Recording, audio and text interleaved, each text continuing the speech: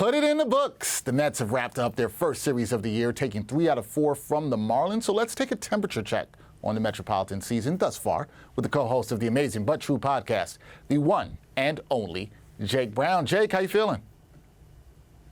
I'm feeling great. A series win, start off the year. You know, that's how you start it. Just win series. That's all we ask for. So all the Mets fans are asking for to win series until your prediction of them winning a World Series. Now, Jake, we saw the Major League debut of Kodai Senga in the series finale against Miami. 8 Ks and 5 1/3 for the rookie. What did you think of his performance, and what can he bring to this Mets starting rotation? Well, I'll start it with a little song that should be the theme of every one of his starts, Dexter. And if there's a Kodai Senga in your neighborhood, what you gonna throw? Goes forkball. I mean, that's the 4 bars of the year right there. Just call me Drake. That's the pitch. It's the put-out pitch. All 8 of his strikeouts coming on the goes forkball. It's a pitch that a lot of players have never seen before at any level. The minors, the majors, it's a rare pitch. You mix that with a 99-mile-an-hour fastball. He threw it 26 times, the forkball, threw the fastball 32.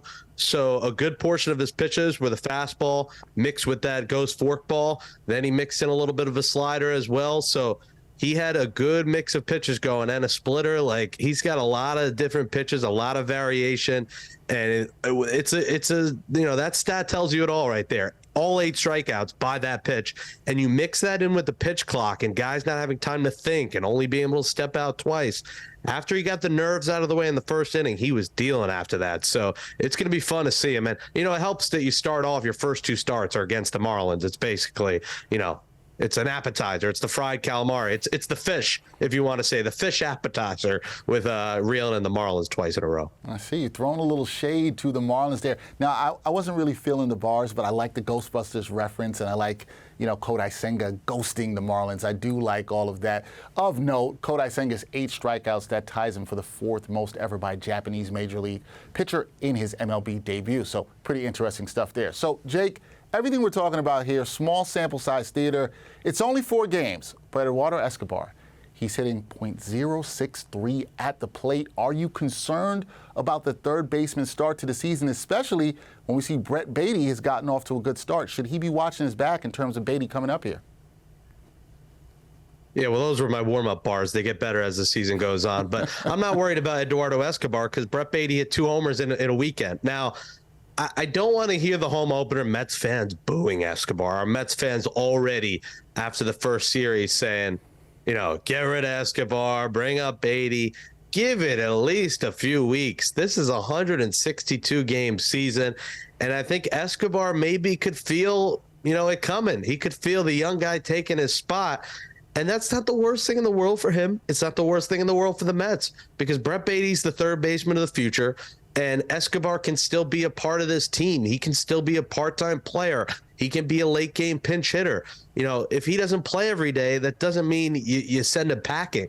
I think he can have a role in this team, and he's a good veteran leader. So give it a few weeks before we call for Beatty.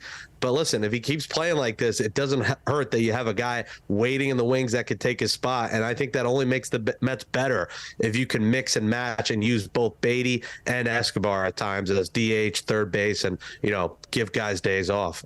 All right, we will see how it all plays out. Telling the fans not to jump the gun a bit, but, you know, New York baseball, this can happen sometimes. Now, there was some concern, as you know, Jake, about the Mets bullpen following Edwin Diaz's injury, but the pen through 4 games has been quite impressive, allowing only 1 run through the first 4 games. Small sample size theater again, but should Mets fans be encouraged by the relief performances that they have seen thus far? Yeah, they should be. You know, the 1 run coming from John Curtis, another guy that no one really heard of. Curtis and Nagasek and Dennis Santana were the 3 kind of unknowns. So I think it was good for fans to see them in games that count. I don't really count spring training, see what they had. And those other 3 guys didn't give up a run. So it's a solid start. Again, I'll say, and listen, the Marlins have a few hitters, and Luis Ariz is, you know, he's incredible. This guy is a walking hit. You know, Michael Beasley was walking bucket. Luis Ariz is walking hit. Like, every time he comes up, he might get a hit. So, you know, it's a decent lineup, but not a great lineup. So I don't want to jump the gun and say, hey, the bullpen set. These are still relievers that aren't household names that we got to see against better lineups. We'll see what they do against a better Milwaukee lineup this week, what they do against a really good San Diego lineup in a playoff preview next week at Citi Field. We'll see what they do in cold weather. That's going to be a big difference for some of these relievers and getting grip on the ball. But so far, so good for these guys. And I think Mets fans are going to be confident getting the ball, at least with Ottavino and Robertson at the back end. And if those guys could just fill the role and get a couple innings like Nagasek did on Sunday with 2 innings and saving Robertson, for the afternoon game on Monday and saving Ottavino, that'll be huge, because if Buck could manage this right, he can make this thing work. But I still think eventually they're going to need to get, an elite middle to late reliever at some point this season. All right, we will see. Mets off to a 3-1 start to the season, taking 3 out of 4 from the Miami Marlins. That is Jake Brown, the co-host of the Amazing But True podcast. Always a great time talking Mets baseball with him. Thank you, Jake. Ghostbusters night, Citi Field, make it happen, Uncle Stevie. We got to make that happen. Thanks, man.